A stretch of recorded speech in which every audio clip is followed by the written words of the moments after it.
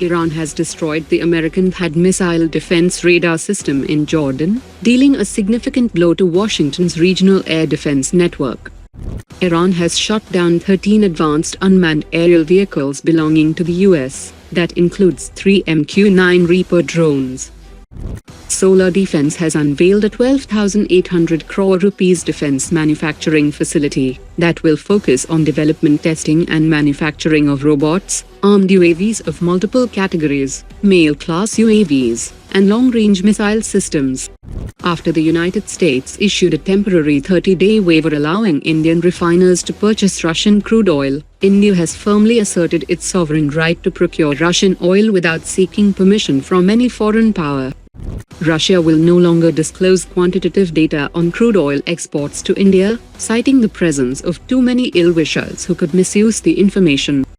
Bangalore-based Q Alpha Aerospace has unveiled the Mach 10-capable RHH-150 hypersonic unmanned combat aerial vehicle concept, designed for swarm operations and multi-role missions, with a range exceeding 3,600 kilometers.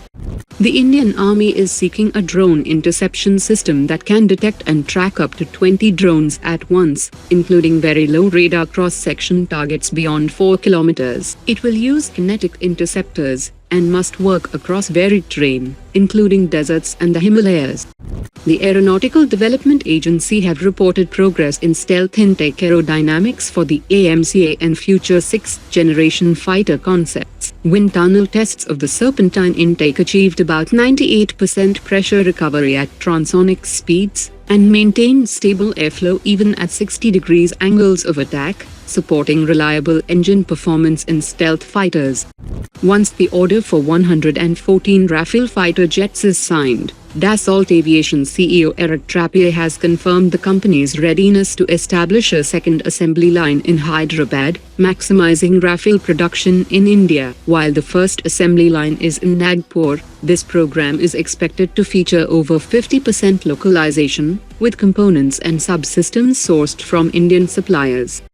The CEO of Dassault Aviation, Eric Trappier, has indicated that the cost of Europe's future combat air system could fall to around 50 billion euros if France pursues a smaller coalition model and brings in new partners such as India. The current FCAS program, jointly led by France, Germany and Spain, is estimated to cost nearly 100 billion euros, driven by the complexity of multinational participation and differing operational requirements. But Eric Trappier suggested that a French-led program with fewer partners, including India, could significantly reduce development costs. In such a scenario, partner nations like India could contribute smaller shares of the overall funding, potentially below 20 billion euros.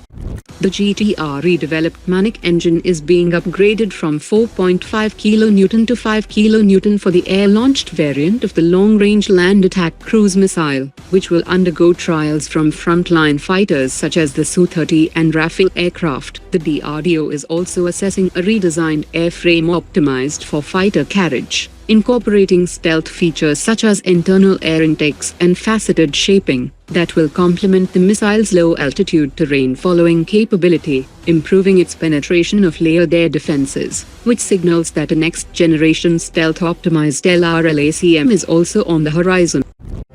Today's top 3 comments.